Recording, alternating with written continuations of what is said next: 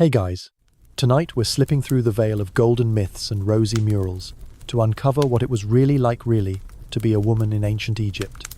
You're lying in a dark room, but imagine now you're squinting into the brutal sun over the Nile, wrapped in linen that sticks to your skin, and somewhere nearby a reed flute is playing a tune you'll never understand, but you're already late for your duties. You're not a queen, you're not Cleopatra, you're just a girl born in the wrong time to the wrong body. And guess what? That's going to cost you a lot. So, before you get comfortable, take a moment to like the video and subscribe, but only if you genuinely enjoy what I do here. And hey, I'd love to know where you're listening from. Drop your city and local time in the comments. Now, dim the lights, maybe turn on a fan for that soft background hum, and let's ease into tonight's journey together. You're born in a modest mud brick home somewhere south of Memphis, not the Elvis one, the OG Egyptian one. The birth is silent, not just because babies don't talk, but because the midwives chant prayers under their breath while mixing oils. You, this squirming pink thing, are wrapped, named, and quietly assigned your social limits, though no one says it out loud. Your brothers might go on to learn hieroglyphs, study the stars, or apprentice under stonemasons. You'll be taught to grind grain, make beds, weave linens, and never ever raise your voice around men unless you're singing or apologizing. That's not a joke. Historians still argue whether early Egyptian society was unusually progressive for its time after all. Women could technically own land, sue for divorce, and even be pharaoh. But reality didn't always match the parchment. You'll learn this by age 5, maybe earlier, when you try to join your brothers reading scribbled papyri, and are met with a tight smile and a redirected hango, help your mother with the flax. There's no formal school for you. Your education happens in the kitchen, in the fields, and through quiet obedience. You learn by watching how your mother avoids your father's scowl, how she barters silently in the market with clever eyes and measured tone, how she counts loaves like a priest counts prayers. You become fluent in subtext before you even know what that word means. By the time you're old enough to braid your hair, the village women are already commenting on your hips. Not in a body-positive kind of way, more like they're checking off a fertility checklist on your behalf. The gossip winds around you like incense smoke. She's blooming early. Her mother must be proud. And you learn that your value is swelling in your chest and resting in your womb, long before you understand either. You're probably around 12 when your father first mentions a namesome neighbor's cousin, a linen merchant with one good eye and 4 goats. You don't understand it fully yet, but your childhood just ended. It ended with the word dowry. Oh, now here's the kicker. Ancient Egypt is famous for its iconic queens. Nefertiti, Hatshepsut, Cleopatra, but don't let that fool you. The average girl's life is a long, quiet surrender to everyone else's expectations. Those powerful women were the exception, not the rule. And even they were constantly battling rumors, rival priests, or jealous men. Spoiler alert, power came at a price. And for most women, the invoice was paid up front, in obedience and silence. Here's a quirky tidbit. Elite girls sometimes had dolls made of wood or ivory, complete with hair and jewelry, and some archaeologists believe these were used in puberty rituals or fertility prayers. But don't get too enchanted. They were still just playthings that reinforced your only real future marriage, motherhood, and maybe, if you're lucky, a sarcophagus with your name spelled right. Oh, and don't get sick. Medicine in ancient Egypt was a wild combo of honey, mouldy bread, and spells. Some of it worked early antibiotics. But most of it? Let's just say if you had the wrong star sign or forgot to wear your amulet, you were probably toast. You watch your mother work with a kind of graceful exhaustion. You see how she flinches at sudden noises, how she looks down around men, how she lights a lamp and mutters a chant to Taret, the goddess of childbirth, every single evening. You mimic her without thinking. And so, the cycle wraps you in its arms. Some nights, you wonder what lies beyond the delta. You've heard stories of women who sailed with traders or worked as musicians in Thebes, but those are just stories. You, curled up on a rush mat, already smell like cumin and crushed dreams. Your brothers sleep soundly, snoring like small bulls. You stay awake longer. You think of the dolls with tiny braids. You think of that merchant with 4 goats. You think of the crocodiles in the river, and wonder would they care if you were a girl. Your mornings begin before the sun has fully shrugged off the desert chill. While the men might still be snoring on woven mats or stretching toward the first rays, you are already grinding barley by hand, the stone slab cold beneath your fingers. Your arms ache from repetition, not the pain of sudden injury, but the dull, reliable fatigue that comes with doing the same thing every day, likely for the rest of your life. You could do this with your eyes closed. Sometimes you do. And even before your hair has been brushed or your tunic straightened, the ritual of beauty begins. Because yes, in ancient Egypt, beauty is not a luxury, it's a requirement. You must appear radiant, even while carrying baskets of fish guts to market. You must smell of lotus and myrrh, even while scrubbing laundry by the river where crocodiles blink lazily nearby. You must keep your skin smooth with animal fat and beeswax, and your hair tamed with resin, oil, and the occasional wig if things get too tangled. The standards are high. The tools, meanwhile, are sharp stones and broken mirrors made from polished copper. Historians still debate whether these routines were driven more by hygiene, health, or sheer vanity, but for you, it doesn't matter. You don't get to choose. Every wrinkle is a threat, every freckle a scandal, and a bad smell, social death.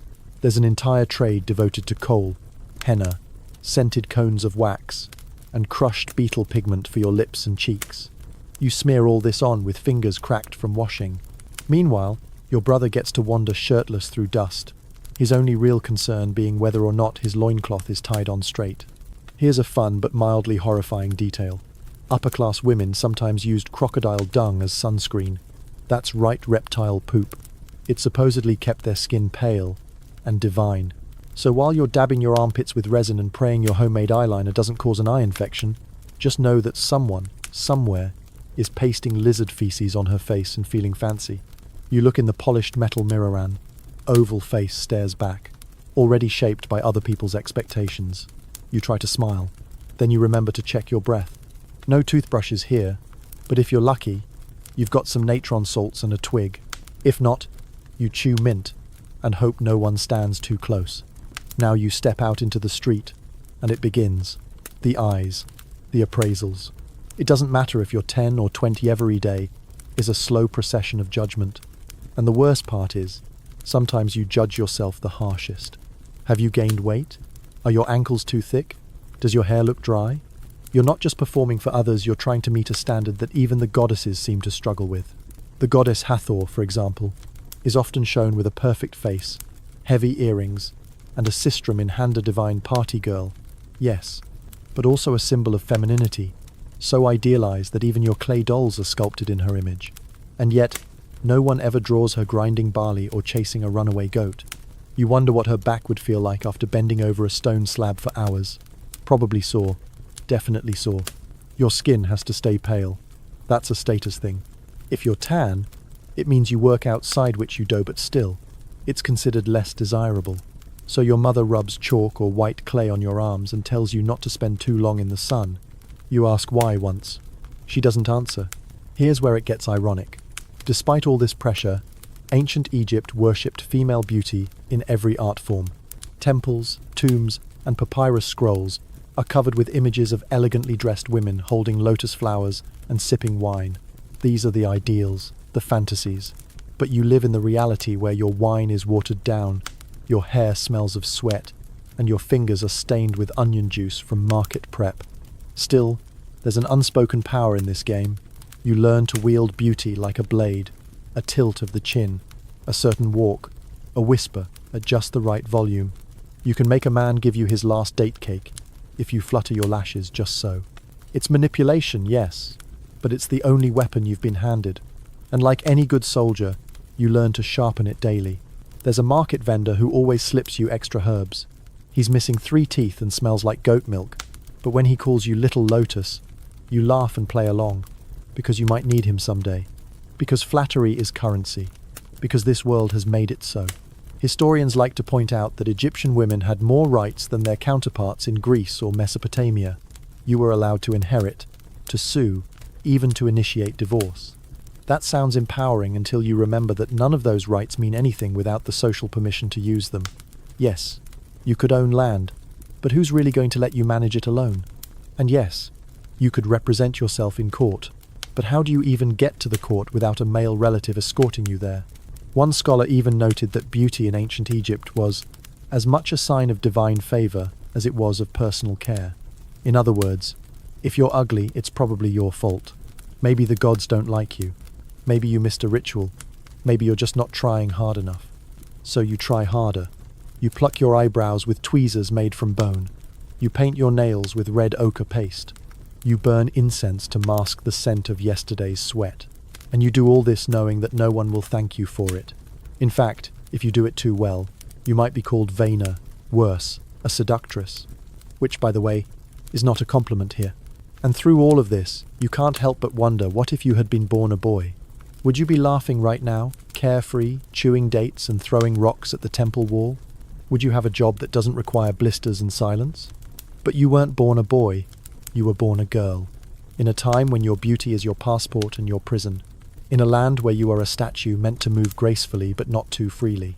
So you adjust your headdress, smile with closed lips, and go about your day. Because tomorrow, you'll do it all again, and again, and again. You're 13 now, or maybe 14. You've stopped keeping count. The years slip by like Nile water, steady and warm, but deceptively deep. And you've come of age, which doesn't mean cake or celebration. It means you're now officially a commodity in the marriage market. Not that anyone calls it that. No, they call it a good match, or your future, or blessing from Hathor. But make no mistake, you are being handed off. You are a contract wrapped in perfume. Your father has been talking in hushed tones with another man, someone with dry lips and a scroll tucked under one arm. You hear your name said, not to you but about you. That's your cue. You're engaged. And the man? He's not hideous, but he's not anyone you picked. You don't pick. You're expected to smile, nod, and begin preparing yourself for your real job, wifehood. Historians still puzzle over how much say a woman had in marriage arrangements. Some suggest upper-class women could delay or negotiate. Others argue most girls didn't have that luxury. What's clear is that once you're in, you're in. Divorce is possible, but rare, and it carries a stink, even if the law pretends otherwise. So you're married now. The wedding is not a grand affair, more like a change of address. You leave your family's home and enter his. You pack your comb, your eyeliner jar, maybe a favorite amulet if you're lucky. You don't cry. You don't ask questions. That's not dignified. Your new house smells different. His mother eyes you like a cat watches a bird, curious, suspicious, maybe hungry. You're introduced to her kitchen, her pantry, and her idea of how a proper wife behaves. You've gone from daughter to daughter-in-law overnight. And trust me, you've traded one master for 3 husband, mother-in-law, and expectation. There's a saying among the village women, a man works with his hands, but a wife works with her soul. You didn't understand it until now. You do everything. Cooking, weaving, grinding, fetching, mending. You are the CEO of the household. But don't expect applause. The bread is never fluffy enough. The linen's never quite white enough.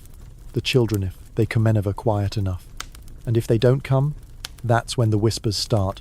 Fertility isn't just a hope, it's your social insurance.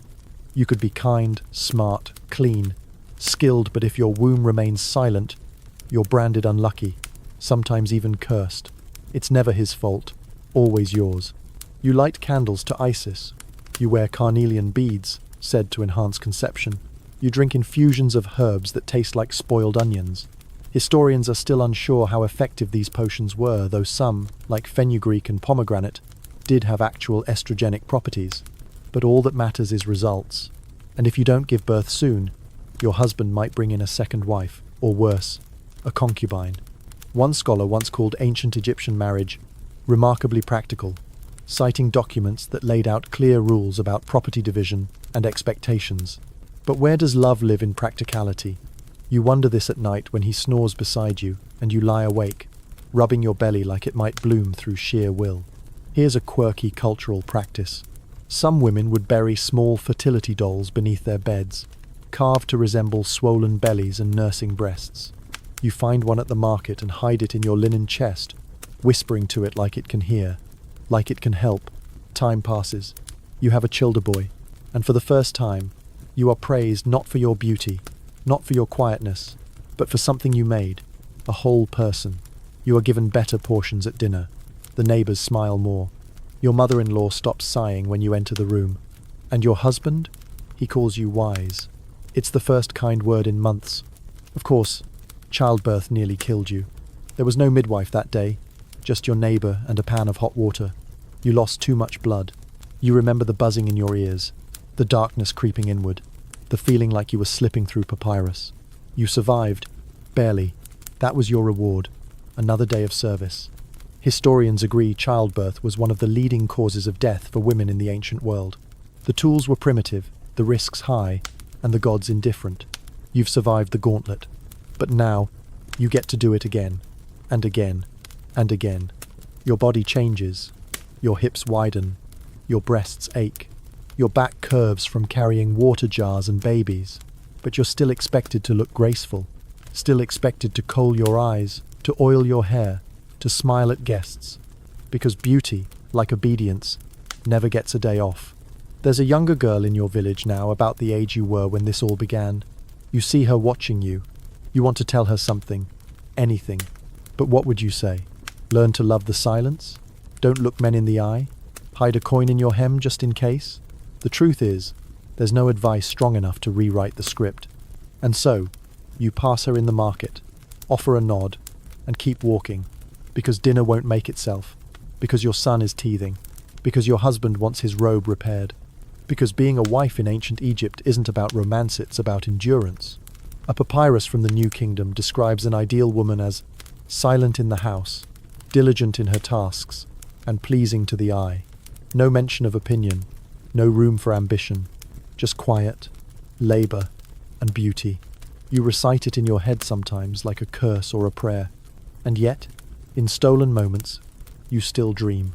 You imagine slipping away down the Nile, disguised as a merchant boy, selling figs in distant cities where no one knows your name. You imagine laughter that isn't forced, love that isn't bartered. You imagine being something more than a vessel. But then the baby cries, the firewood crackles, your name is called, and you return to your place in the story. You wake before the sky fades from black to deep blue, feet hitting the cool stone floor like they know the routine better than you do. The fire must be started, the porridge stirred, the linen inspected for damp spots left by the night. No one praises your efficiency. It's just expected. This is your kingdomer, small, sun-bleached house with a leaky roof and an endless list of chores. You rule it like a queen, but you'll never be remembered as one. There's something strange about this phase of your life. You're not young enough to be fussed over, not old enough to be wise. You are, quite literally, the center of the house, unseen, unnoticed, and yet, if you vanished, everything would fall apart. You are the rope that holds the tent, sturdy, stretched, and always fraying. Historians often refer to Egyptian households as matrifocal, meaning the women ran the home. True, but that doesn't mean power. It means responsibility, and not the glamorous kind. It means you carry everyone's burdens, often while being scolded for not smiling enough. Your husband brings home the fish. You gut it, clean it, salt it, cook it, and serve it. If it's good, he compliments the fish. If it's bad, he frowns at you. Your name in that moment is not enough spice. And gods forbid something goes wrong in the household. A broken pot, a sick child, spoiled grain, you're the default scapegoat. The ancient records are full of goddesses like Isis and Nephthys, famous for healing, protection, and care. That's what you are expected to embody. Divine in service, patient in suffering. Here's a quirky household tradition. Some women would hang tiny amulets in their kitchens shaped like ears to make the gods listen when they prayed for smoother days. You hang one yourself, carved from red clay. Some days you think it works. Most days, it just stares silently back at you. You spend hours over the loom. Weaving is considered women's work, and while it brings in coin, it doesn't bring in status. Your fingers are calloused. Your eyes blur from staring at patterns. Your shoulders tense from hours of repetitive motion. But this cloth might be sold, or it might swaddle your next child, or it might become part of a burial shroud. You never really know. Sometimes, your husband leaves for day-shunting trip, trading caravan, temple visit. You never ask. You just run the house in his absence, which means you become a temporary queen, ruling a kingdom of toddlers, goats, and drying herbs. It feels empowering for about 5 minutes. Then the baby vomits. The goat eats your laundry, and the neighbor comes asking why your cooking fire smells like burnt garlic. There's a sharp contrast here. You run the house like a priest runs a temple, but you get no rituals, no songs, no incense in your honor. You are the sacred flame that's never named. Historians still debate whether this domestic centrality gave women social leverage. Some argue it did, that women's roles at home gave them authority. Others say it simply meant they were convenient labor, expected to do everything so the men could focus. You don't know what to think. All you know is that no one asks how you feel about it. The irony? Your work never stops, even when you're sick. Fevers, cramps, infections, you're still expected to knead dough, discipline children, and host guests with a polite smile. Rest is for the dead, or the rich. You remember once, a few years back, when a neighbor's daughter was caught sleeping in too late. Her husband dragged her outside by the wrist and shouted about laziness. No one intervened. She cried. No one blinked. The next day she was back in the market, bruised but quiet, haggling over lentils. That's just how things go. Domestic violence existed in ancient Egypt, of course, though rarely discussed in formal texts. Some ostraca, sort of ancient notepad, contain short scribbles referencing disputes or punishments. But the legal system? Not exactly designed to protect you. In theory, yes, you have rights. In practice, those rights often wilt under the weight of male authority. And it's not just about what you endure, it's also about what you miss. You aren't allowed to be a priestess in the big temples. You aren't sent to learn hieroglyphs. You aren't welcomed into the spaces where laws are made, where rituals are crafted, where the future is debated. You're kept just outside the torchlight, close enough to see the glow, but never feel the warmth. Even religion, which shapes everything around you, feels like a boys' club. The priests are men. The scribes are men. The gods, most of them, are men. You worship them faithfully. You prepare offerings. You teach your children their names, but they never look like you. They don't sound like you. They're usually holding weapons or sitting on thrones. You, meanwhile, are holding a baby or a broom. You once heard a traveling singer tell the story of Ma'at, goddess of truth and balance. She sounded powerful, elegant, unshakable. You clung to that image. Sometimes, when you're alone, you pretend you are Ma'at, that your every step restores balance, that your labor matters beyond today's chores, that the universe leans on your shoulders and doesn't even realize it. There's strength in that fantasy, but fantasy doesn't cook dinner, so you shake it off and keep chopping onions, wiping sweat from your temple with a corner of your sleeve. The kids grow fast. Your oldest son is now speaking with that cocky tone your husband once had. Your daughter, just 6, already knows how to avoid eye contact with strange men. You didn't teach her that on purpose. She just learned. Some days, she asks you questions that make your chest ache. Why do boys get more food? Why can't I go to the temple school? Why did Auntie Rennie cry after Uncle shouted? You never know how to answer. So you deflect. You smile. You tell her to help you stir the pot. You promise a sweet fig if she stops asking. And deep inside, a quiet voice whispers, I don't want this for her. But you say nothing, because what is there to say? You're just a woman in a world that thanks you with silence. A woman who works harder than anyone, who knows the taste of every spice, the exact moment bread begins to burn, the rhythm of the Nile's flood, and the secret ways to calm a screaming child. But you will never be in the scrolls, never be in the tomb murals, never be carved in stone. You are the ghost of history's kitchen, forever stirring, forever silent.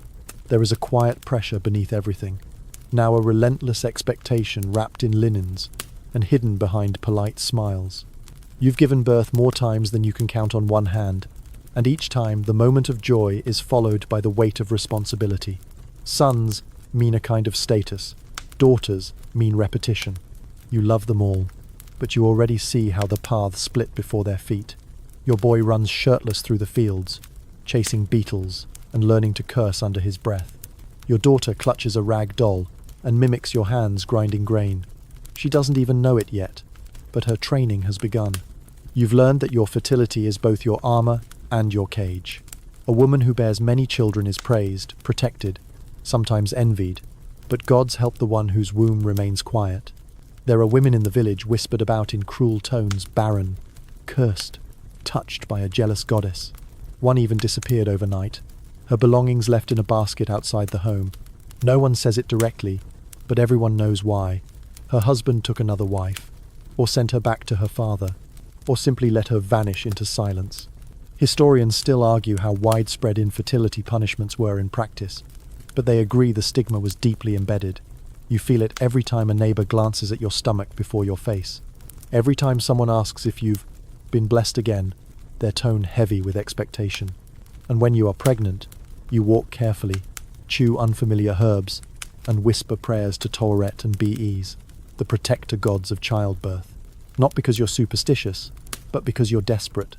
A fringe belief says that stepping barefoot on 7 grains of barley at sunrise can increase fertility. It's nonsense, maybe, but you tried it once anyway. And maybe, just maybe, it worked. Or maybe your body just obeyed under pressure.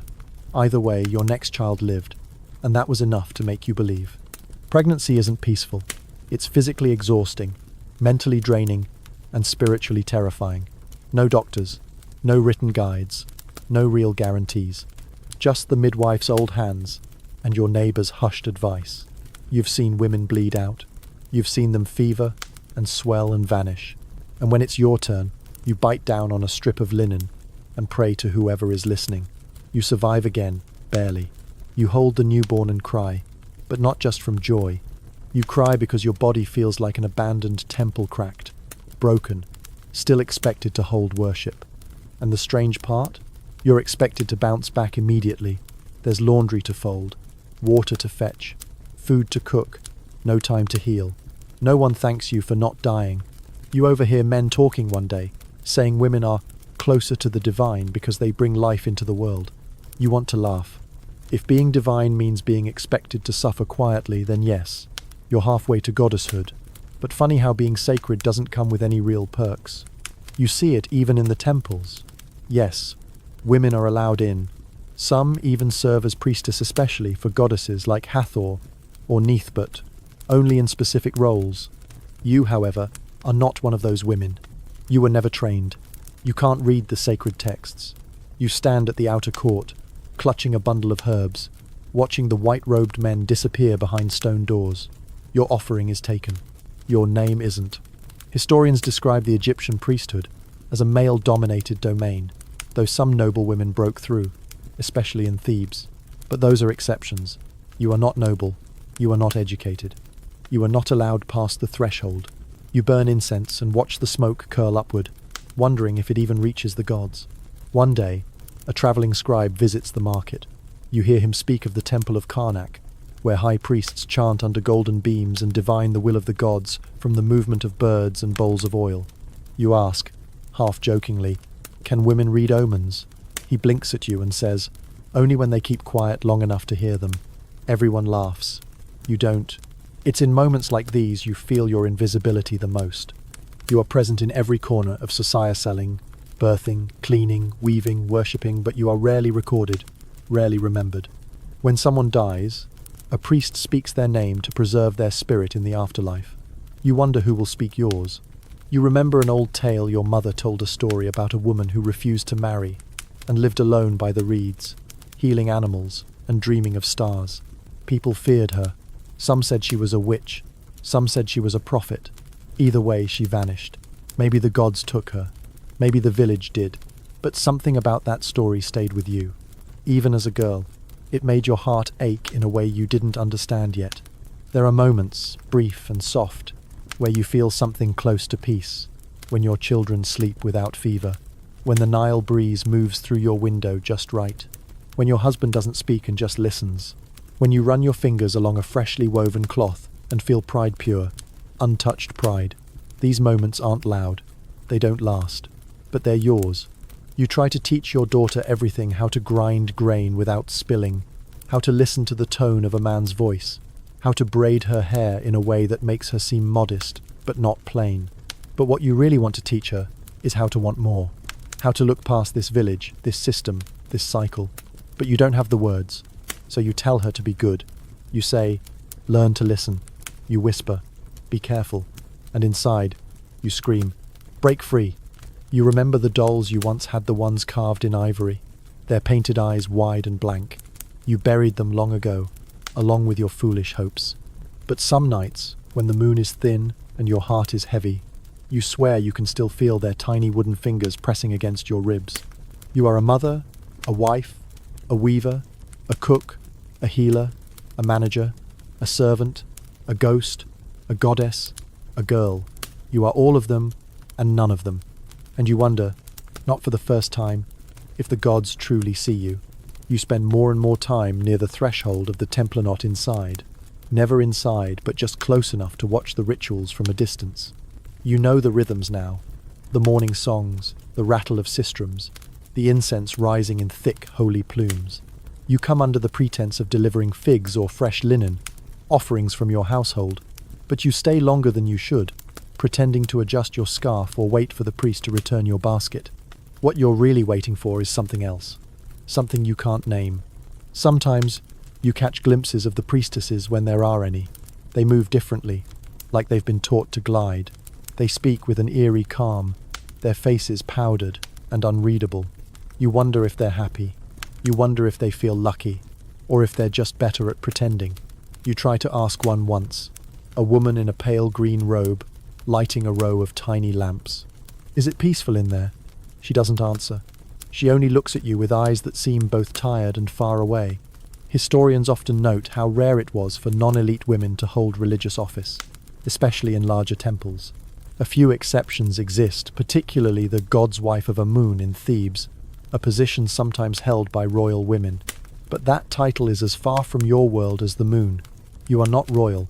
You are not trained. You are, at best, a pair of hands offering figs. You think maybe that's what the gods see when they look down, just hands, not faces. Still, you keep returning. There's something magnetic about the place. The coolness of the stone, the scent of myrrh, the deep hum of chanting voices. Even when the words are beyond your understanding, you never cross the sacred line, but you imagine it. You imagine stepping inside, kneeling before the altar, whispering a prayer loud enough for the gods to finally hear. At home, things have settled into their usual silence. Your husband is aging faster than you expected.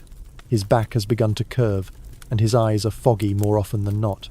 He grows more irritable, more forgetful. Sometimes he shouts for things that don't exist, a bowl you never owned, a goat long sold, a boy who never visited. You calm him with warm tea and soft hands. You wonder if this is what marriage becomes. Caretaker and stranger, bound by a promise that no longer fits. Your sons are older now, nearly grown. They have opinions. They have friends. They vanish at sunrise and return after dusk, smelling of sweat and river water and unspoken trouble. You try to speak with them. They nod. They say, "Yes, mother," but their eyes are already elsewhere. You see it clearly. They are moving beyond you. They are stepping into a world that welcomes them, that makes space for them. You feel pride and loss in equal measure. Your daughter, though, still follows you from room to room. She helps with the herbs, the bread, the weaving. She watches everything. You recognize that it was yours once. Curious, careful, secretly hungry. You worry for her. You want her to have more. But more doesn't come easily to girls like her, or you, or anyone born with soft skin and a quiet voice. One day, a woman in the market says something strange. She points at you and says, "She walks like she owns the road." The words aren't meant kindly. You nod and smile, but inside, something stirs. What does it mean to walk like you own something? Is it arrogance, confidence, or just not apologizing for existing? You test it later, on the way home. You walk slower, shoulders back, eyes forward. The road is the same, the people are the same, but something shifts. A child moves out of your way without being asked. A man selling onions nods instead of ignoring you. The world doesn't collapse. It doesn't transform. But for a moment, it makes a little more space for you. And that feels like magic. There's a ritual at the temple that week. A festival honoring Hathor. The whole village buzzes with excitement. Drums echo in the night. Girls wear flowers in their hair. Men drink too much too early. You're invited, sort of expected to participate, but only in the background. Still, you dress carefully. You wash your arms with scented oil. You let your daughter pick which sash you wear. When the procession begins, you and the other women line the outer path. The statues of the gods pass by, lifted high by priests in gold and white. Everyone cheers, everyone sings, and in that moment, for the first time in years, you feel part of something larger. Not just a mother, not just a wife, a witness to the divine.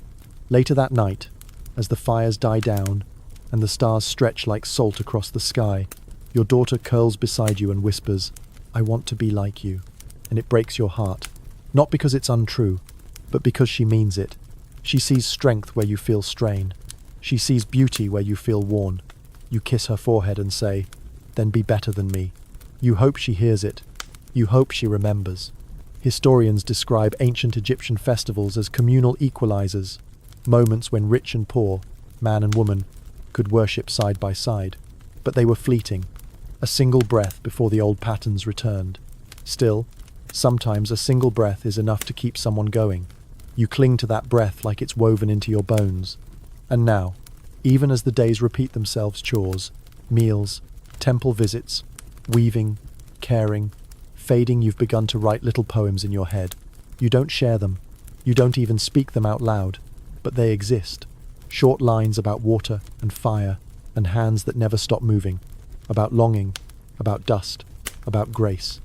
You don't need a scroll to write. You write on the inside of your skull, on the backs of your eyelids, on the corners of your breath. You think maybe someday, long after you're gone, someone will find your poems. Not in ink, not on stone, but in the way your daughter walks, in the way she speaks, in the way she dares to stand just a little closer to the temple door. The older you get, the less you speak, not out of sadness, not even out of submission, but because words begin to feel heavy. You've said everything already to your children, your husband, your gods, the wind, and most of the time no one really listened. So now you watch instead. You listen. You feel the shifting currents of your household without needing to ask a single question. Who's angry? Who's lying? Who forgot to wash these things? Speak loudly when you're quiet enough to notice. You've become a figure in your own home, more presence than person. Your children speak around you. They love you, yes, but they've also begun to see through you, like your needs are smaller than theirs, like your life is fading into the background. Your husband, well, he still eats what you cook, still wears the robes you wash, but he's less a partner now and more a weight you carry. He doesn't ask about your thoughts. He hasn't in years. You don't resent him. Not anymore. You've just stopped expecting to be asked. Historians still argue whether Egyptian women over a certain age gained more household respect, possibly even authority. In legal terms, some older women were able to act more independently, even conduct business. But in your world, the shift is subtler. You're listened to only when you whisper wisdom. If you speak too clearly, too confidently, someone jokes that you're becoming difficult. You learn to soften everything, to smile when advising. Strength, in your case, must be wrapped in gentleness. Your hair is graying now. You pluck a few strands, then give up. You don't care. You've earned them. Each one is a tally mark from the gods, proof that you've outlived the dangerous childbirth, hunger, fever, sorrow. Many women you knew are already buried. You think of them sometimes. In flashes, a laugh, a gesture, a scent of cinnamon. You wonder who remembers them. You fear being forgotten in the same way. You work less now, but still work. No one tells you to rest. You do so only when the house is asleep, when the clay jars are sealed and the goats quiet. Sometimes, you sit on the flat rooftop and look toward the river. The moonlight paints the water silver. The stars feel closer here. You exhale and, for a few seconds, you don't feel like anyone's servant. You don't feel like anyone's anything. You just are. And in that stillness, you feel vast. There's something peculiar about aging here. You become invisible and revered at the same time. Children fear your gaze, but don't ask your name. Men lower their eyes, not out of respect, but because you're no longer of interest. You could walk through the market naked, and no one would look twice. It's freeing. It's lonely. You meet other older women more now. They gather in corners of courtyards, slow and weathered, swapping herbs and stories.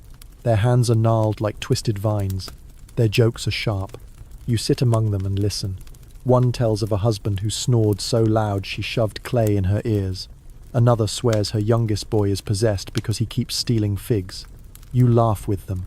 For a moment, you belong somewhere. Quirky fact: some older Egyptian women were believed to hold secret knowledge rituals, herbal mixtures, midwifery tricks passed down orally. A few were even called upon to interpret dreams. You've started doing that too, in whispers. A neighbor comes to you and says her daughter dreamed of crocodiles and red birds. You tell her it means danger, and to avoid traveling near water this week. You don't know if it's true, but she nods, like you've just spoken the will of the gods. You realize, slowly, that people are beginning to listen again, but not because you demand it, because you've survived long enough to be considered wise. That's the price of authority in your world: pain and patience. But authority doesn't mean ease. One of your sons wants to marry a girl you've never met. She's young, too young. You object, gently. He laughs, says you don't understand. And suddenly you're just an old woman again. You feel your words fall to the floor like broken pottery. Still, you nod. Still, you help prepare the engagement food. Because what else can you do? You remember being that young. You remember the pressure, the uncertainty, the blind steps into adulthood. You want to warn the girl, pull her aside, whisper all the things you wish someone had told you. But you don't. She wouldn't hear you. Not yet. Instead, you give her a comboled, carved bone, the teeth smoothed from use. It's not flashy, not new, but she clutches it like treasure. You say nothing. That's enough. You've begun planning your burial, not out of fear, but out of habit. You've collected bits over the years: an amulet, a bracelet, a small scarab for your heart. You've sewn your name carefully into a strip of linen, just in case no one else does. The tomb will be modest, nothing like the royals or the high priests. But maybe, if the gods are kind, your name will be spoken once or twice by your children. Maybe that's enough to earn peace. Historians mention the importance of names in Egyptian afterlife belief show. A forgotten name means a forgotten soul. You think about this often, not in a sad way, just in a quiet, realistic way. You know how many women have vanished from memory, reduced to wife of or mother of on some chipped stone. You wonder if you'll be one of them. And then one evening your daughter brings you a bowl of dates without being asked. She says, "I want to be the kind of woman you are." You blink.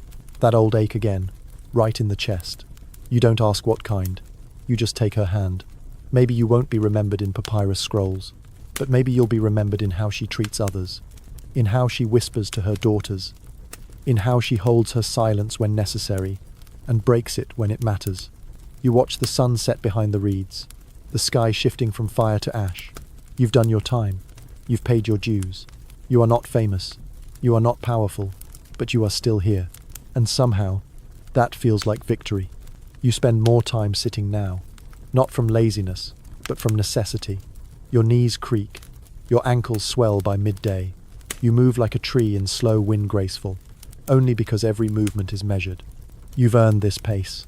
Still, the world does not slow down with you. It continues to demand, and you continue to give. There's a quiet intimacy to the work now. Fewer hands help. Fewer voices fill the house.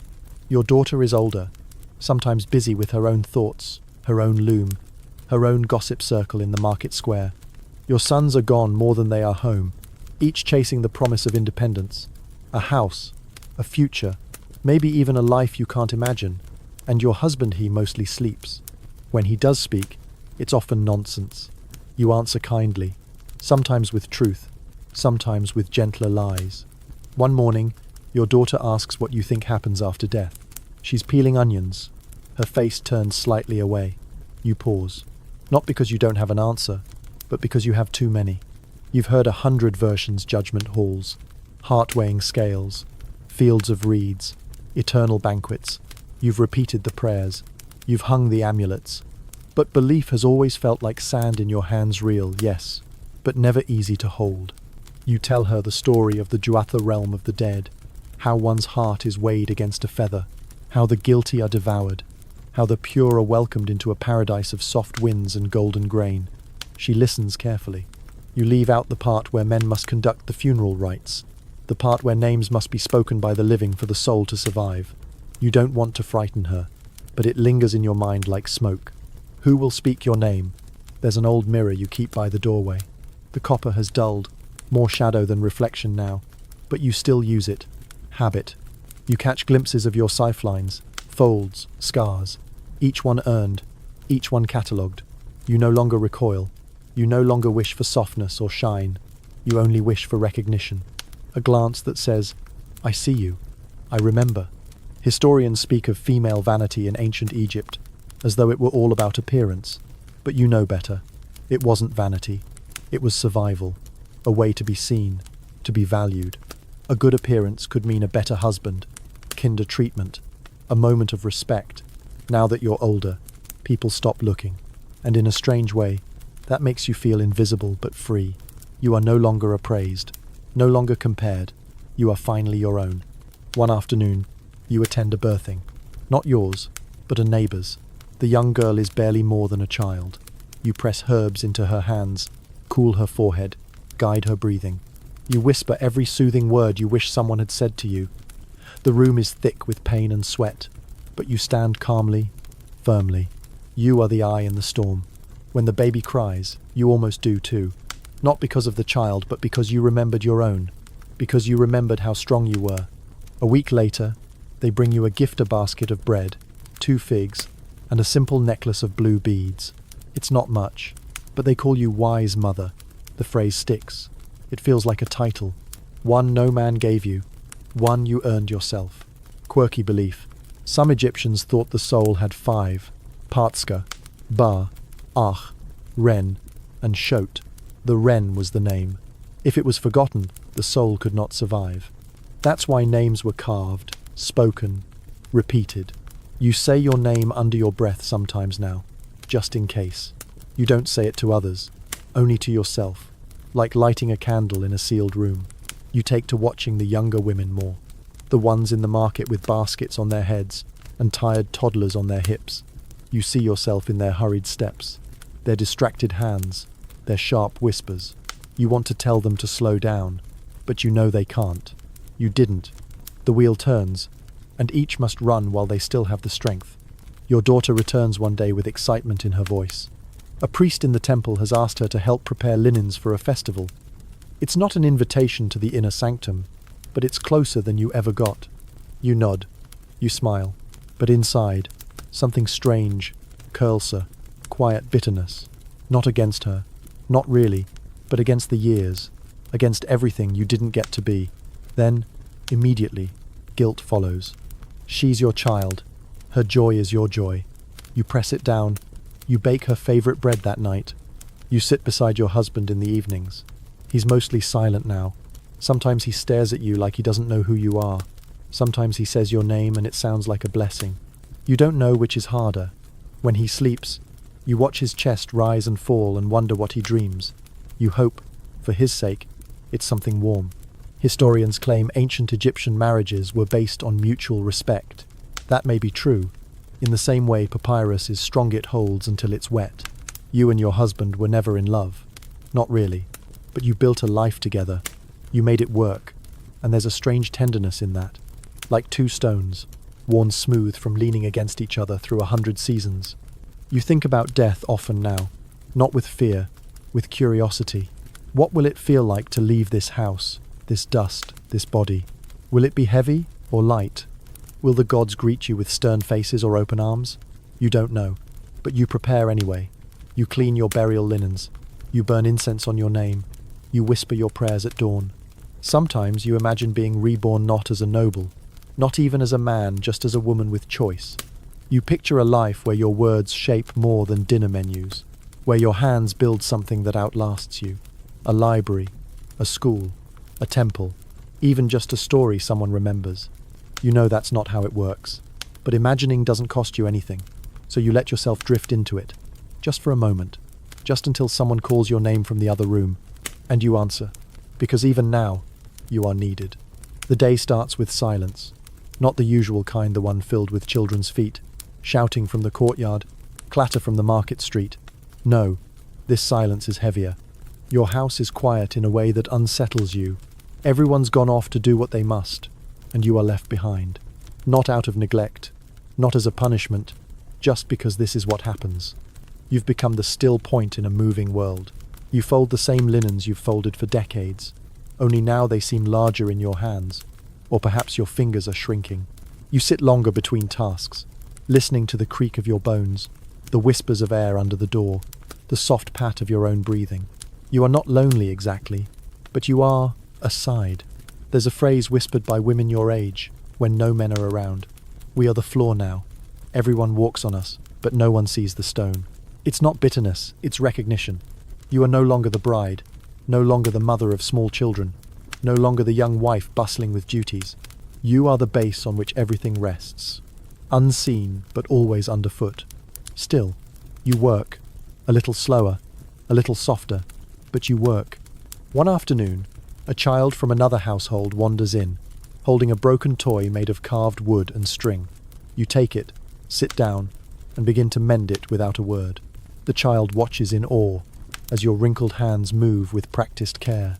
When it's fixed, they beam at you and say, "You're magic." You chuckle but say nothing, because maybe, in a small way, you are. You begin to spend more time in the temple courtyard again, this time not as a supplicant or a fig-bearer, but as a presence. You lean against the cool wall, shaded by carved stone gods who never blink, and listen to the daily rituals echo through the sacred halls. A priest nods at you, not out of politeness, out of habit. You've simply been there long enough to be part of the scenery. Some younger women sit with you now. They ask questions they'd never dare voice at home. One whispers, "What if I never want to marry?" Another asks, "What happens if I don't have a child?" You answer them, not like a sage, but like someone who knows what happens when expectations crush silence into obedience. You don't tell them what to do. You only tell them they are not alone. Historians still wonder how deeply spiritual life impacted everyday Egyptian women. Rituals were everywhere, baked into mealtimes, childbirth, festivals. But were they beliefs or habits? You've stopped asking. You no longer pray for things. You simply pray to be heard. You still believe in the weighing of the heart, that when the time comes, your heart must be lighter than Ma'at's feather, that it must carry no regrets, no debts, no unnecessary burdens. But that's hard, when so many regrets feel like they weren't even yours to begin with. You did what was expected, you obeyed, endured, gave, and yet there are nights when your heart feels heavy. Still, you try to lighten it. A quirky practice comes to mind. Some women, when nearing death, would ask for a small figure called a shabti to be placed in their tomb's little servants made of clay or wood, who would magically take on chores in the afterlife. You like that idea. You've done your share of work. Let the little statues carry some weight for once. You've even begun making your own. Just one, just in case. It has a crooked smile and stubby arms. You love it. Your daughter is preparing to marry now. You watch her pack small things. A comb, a carved shell box, a necklace you gave her. She smiles often, but there's something behind her eyes and awareness of what's coming. You recognize it. You felt it once.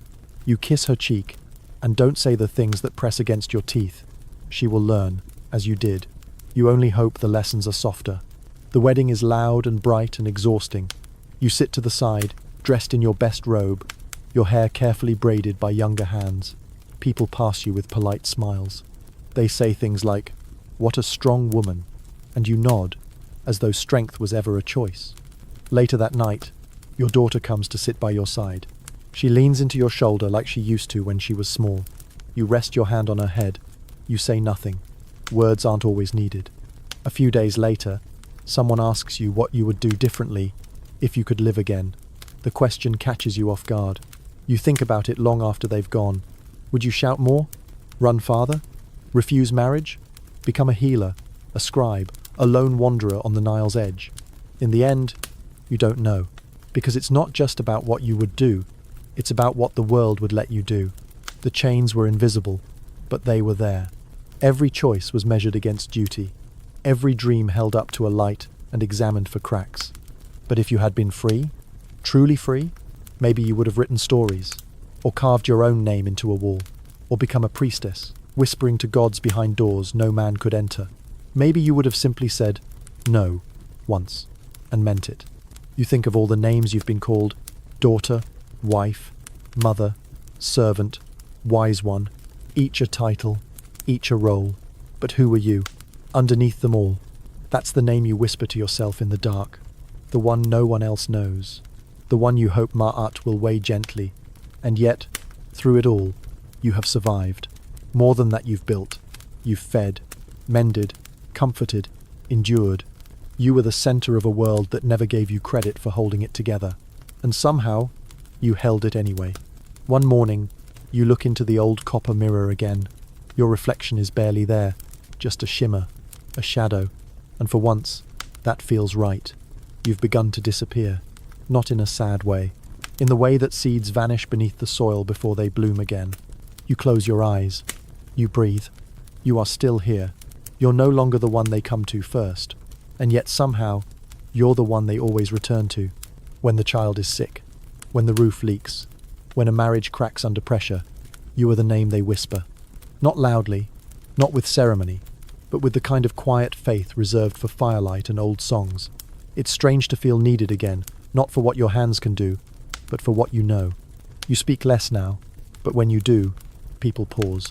Not because your voice is commanding it softer than ever, but because it's rare. And when something becomes rare, it becomes sacred. You notice this. You feel it. You don't abuse it. You choose your words the way you once chose herbs. With care, with intuition, and with a deep respect for how easily a wrong choice can sour the whole pot. Your daughter visits often. She's newly married and already beginning to understand what you never quite said out loud. You watch it unfold in the way she touches her temple when she thinks no one's looking, in how her voice changes when she speaks to her husband versus when she speaks to you. You don't tell her you see these things. You let her have her pride. That's important. You remember how vital it was to feel strong, even when you weren't. She asks you questions now, not about chores or cooking, bigger ones. Do you think the gods are always watching? Did you ever wish to run away? Do you think I'll be remembered? You never answer directly. You reply with stories, about reeds that grow in silence, about crocodiles that wait years to strike, about stars that shine brightest just before they vanish. She listens closely, and in her eyes, you see a kind of belief, maybe not in the gods, but in you.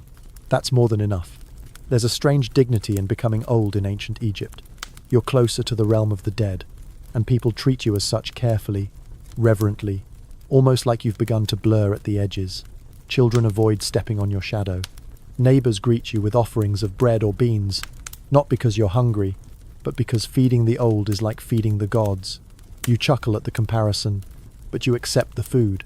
Historians mention that elderly women sometimes served as village midwives, dream interpreters, or informal healers. You've become a bit of all three. Someone brings you a sick baby. Another brings a dream of a snake biting its own tail.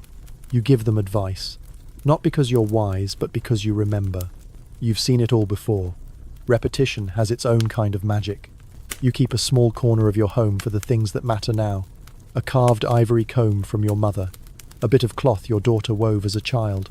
A faded bead from your first festival. These are not treasures in the way gold is. They are weightless in trade, but heavy in memory. You arrange them carefully, like offerings to a version of yourself that only exists in shadows. Your husband passes away in the middle of a particularly hot season. It's quiet.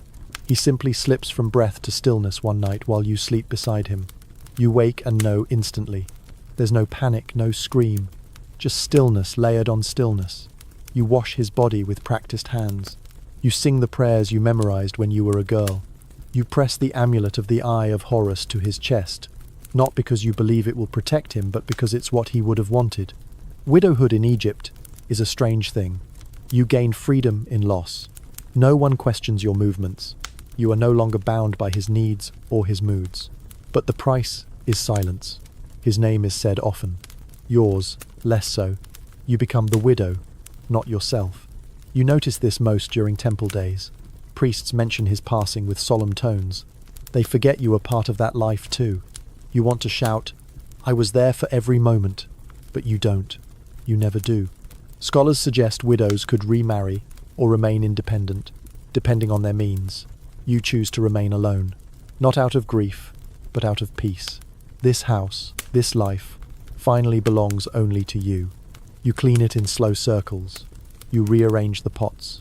You let the wind pass through the shutters unchallenged. You talk to yourself more now, not out loud, just little thoughts, small phrases. You hum while you cook. You greet the amulets by name. You speak to your reflection in the copper mirror. You say, "Still here," as though someone is keeping score. You're not sure if the gods are listening, but the habit is comforting. Your neighbors treat you like a relic, useful, mysterious, a little feared. Children dare each other to knock on your door. Teenagers lower their voices when they pass. One time, a girl leaves a garland of dried lotus on your doorstep. No note, just a circle of petals. You hang it on the wall. You don't ask why. You don't need to. You've begun writing things down not on papyrus, which is too expensive, but in the dust near your doorstep. Every morning, you trace symbols with your fingers, just short ones. Your name, a wish, a line from a prayer. Then you watch the wind take them. It feels honest, temporary, like all things. One day, a younger woman comes to sit with you. She doesn't say much, just sits. You give her tea. Eventually, she says, "I think I'm pregnant." You nod. She starts to cry, not loudly, just quiet tears sliding into her lap. You place your hand over hers and don't say it will be fine. You say, "You will survive it," and she nods. That's all she needed. Not comfort, just confirmation. You lie down more often now, not out of weakness, but because sleep comes in waves and it's easier to catch them when you're still. You dream of the river, of long boats sliding across glassy water, of your daughter as a little girl, running barefoot through tall grass, of your husband smiling like he did once, just once, before the world taught him to hide it. You wake with a softness in your chest, like someone has left a feather there. Your dreams are changing. They feel less like memory and more like doorways. You wonder if that means something. There's a quiet that lives in your bones now. It's not sorrow and not quite peace. It's just the absence of noise inside you, around you, in the places where once there were demands. You rise with the sun, but you don't rush anymore. You don't rush because there's nothing waiting to be caught up to. The world moves around you. You simply move through it, like a leaf on slow water. Your daughter visits often, her belly rounded with life. She walks like she carries a clay jar filled too high, careful, conscious. You know that walk. You remember the heaviness. You remember the strange tug between terror and wonder. She watches your hands when you slice onions or tie bundles of herbs, as though trying to memorize movements she never learned. She doesn't ask many questions now. She just stays close. She brings food. She insists on sweeping. She pretends not to worry about you, but you see it. You see the shift. You've gone from mother to matriarch, from caretaker to sacred relic. It's not bad, not insulting, but it feels like being placed on a high shelf, respected, yet out of reach. She loves you, but now she looks at you with the eyes of a woman who knows what life costs. The baby is born one stormy night, when the wind howls across the roof like a mourning song. There's no priest, no scribe, no chant of ceremony, just women, just you, your daughter, and two others who know the rhythm of birth. It's messy, it's long, it's terrifying, but it ends the way it should, with crying, warm limbs, and a mother blinking in disbelief.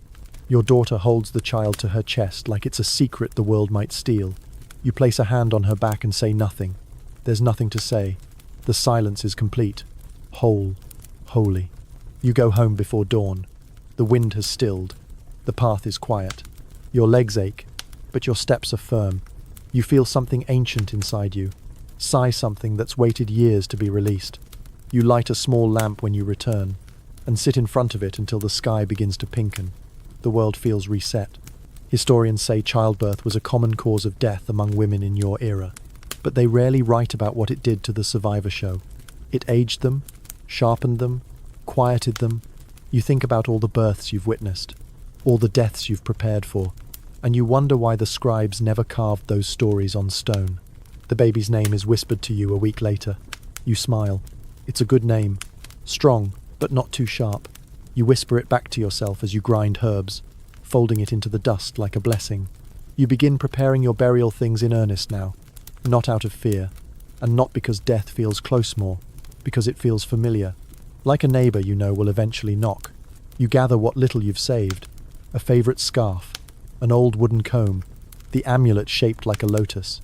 You don't need much. You've already given away the best parts of yourself.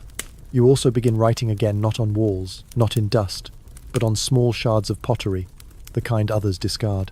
You scratch little messages with a blunt reed. I was here. I saw. I gave. You don't sign your name. The gods will know who wrote them.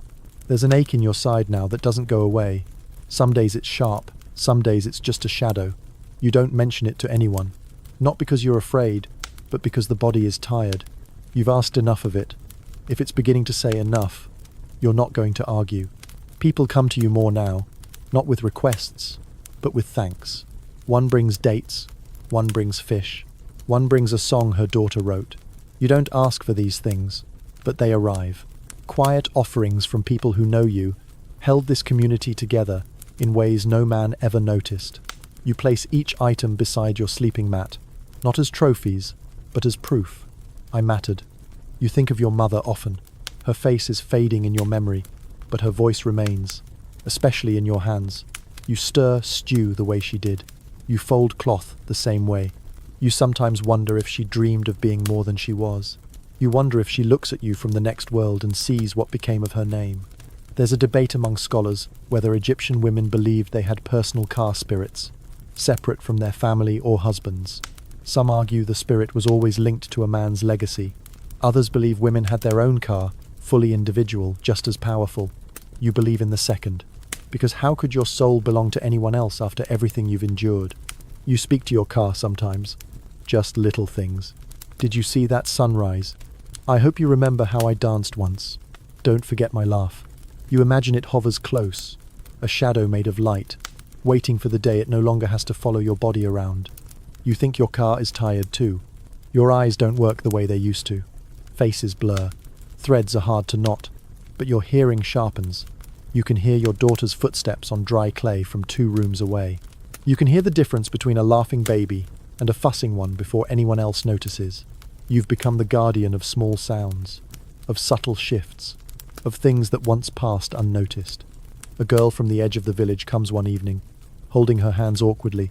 She's not family, barely an acquaintance, but she sits beside you and asks, "How do I know I've done enough?" You smile. You tell her, you don't, but you do it anyway. She nods like that's a riddle she'll carry for years. Later, you sit on the roof again. The sky is wide, ancient, familiar. Stars blink down like watchful eyes. You whisper your own name, just once, just in case no one else remembers.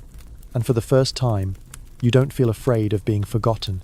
You feel full, as though the name will echo somewhere, long after your feet no longer touch the ground. You've begun dreaming in light, not shapes, not people, just a brightness that warms your chest and makes you cry in your sleep for reasons you can't name. You think maybe that's the beginning, or the end, or maybe both. You still wake up each morning. You still stretch. You still hum. But each movement feels like a quiet goodbye. You are not sad. You are ready. You no longer rise with the sun. Now the sun rises around you. The warmth still touches your skin. The light still spills through the cracks in the walls. But you stay in place, wrapped in linen, bones cushioned with mats and time. Everything slows. Even your thoughts have edges smoothed by repetition, softened by seasons. You do not fight this slowness. You welcome it. The ache in your side has turned into a constant. Not cruel, not sharp. Just there, like a final guest who has come to sit with you until the end of the evening. You share your space with it. You learn its rhythm. You hum along with it as you breathe. Your daughter tends to you now, carefully, reverently. She brings broth, cool cloths, bits of dried fig cut small so your teeth won't ache. She doesn't speak much. She knows better. She knows there's nothing left that needs to be explained. Her eyes carry what your voice no longer can. You touch her cheek sometimes, just to feel the life in her, just to feel the future in her skin. You're too tired to walk far, but you ask her to carry you to the roof one last time. She does, slowly. She bundles you in layers and holds your hand like you are a child again, like you are weightless. The sky is wide, and your eyes still find the constellations. The big cow, the Nile's hand, the sailor's hook. You name them under your breath. The gods might be listening. You hope they are. Below, the village hums as it always has. Fires crackle, babies wail, men argue about nothing, Women barter over garlic and gossip. You smile. Life does not pause. Not even for you. Especially not for you. That is the way of it. Your daughter tells you the baby has started to crawl. You ask if he ever laughs in his sleep. She says yes. You tell her it means his soul has been kissed by a good ancestor. She believes you. You believe you. You feel yourself becoming smaller each day. Not in stature, but in presence. Like you're fading out of the picture. Like the world is remembering how to move without you in it. This too is not cruel. It is only truth. You taught it how to turn. Now it no longer needs your hand. Sometimes you hear voices in your sleep. Familiar ones. Your mother's laugh. A sister long buried. The old midwife who used to chant over birthing bowls. You do not open your eyes when you hear them. You let them pass through you like cool wind. They are not here to haunt. They are here to remind you that you are almost home. Historians write about the great tombs, the golden coffins, the royal prayers. But you know the real sacred places are not carved into stone. They are built of love, pain, and memory. You have made 100 temples in the way you lived. They rise in the laughter of your daughter, in the names of your children, in the echoes of the babies you helped deliver. No priest carved your story, but it is written in the breath of others. You ask for one final favor. You ask your daughter to speak your name every day after you're gone. Just once. Doesn't have to be out loud. Doesn't have to be grand. Just speak it. Whisper it. Think it. Because your name is your soul. And your soul wants to rest, not vanish. She promises. You close your eyes more often now. You sleep longer. The dreams come stronger. They are no longer broken images. Now they are full, whole places. A long boat on a quiet river. Your hands on the oar. The wind cool. The light golden. You do not see who waits for you on the far bank. But you know someone is there. You are not afraid. One evening you ask to hold the baby. He fusses a little, then quiets in your arms. He is warm, soft, breathing. He touches your face with tiny fingers, curious. You kiss his forehead and think, let him remember this. Not the moment, not the house, just the feeling, the stillness, the love. That night, you feel it coming, not like a storm, not like a fire, but like a tide, gentle, inescapable. You lie back, you listen to the wind. You hear someone call your name, your real name, the one only the gods and your mother ever used. And you answer. And then, you are gone, but not lost. And now, the house is quiet. The hearth still glows, faint but warm. Your daughter hums while folding cloth, her baby asleep in the crook of her arm. Outside, the market stirs with ordinary life laughter, haggling footsteps in the dust. Someone will ask where you've gone. Someone else will say, she passed peacefully. And in the spaces between those words, something sacred lingers. They will speak your name for a while, then maybe only in stories, then maybe not at all. But you will remain in the habits passed down through hands, in the rhythms of the house you held together, in the quiet strength now moving through your daughter's spine. Somewhere, your heart is weighed not with judgment, but with memory. It is light, feather light, not because you were perfect, but because you endured with grace, because you gave more than you took, because you mattered, even if the scribes never wrote you down. The Nile still flows, the sun still rises, the gods still watch, and you, woman of clay and breath and fire, are now part of that watching, part of that light. So sleep now. You've done your part. You held the world together in silence and stillness, and in return, the world will hold you. Gently. Always. Good night.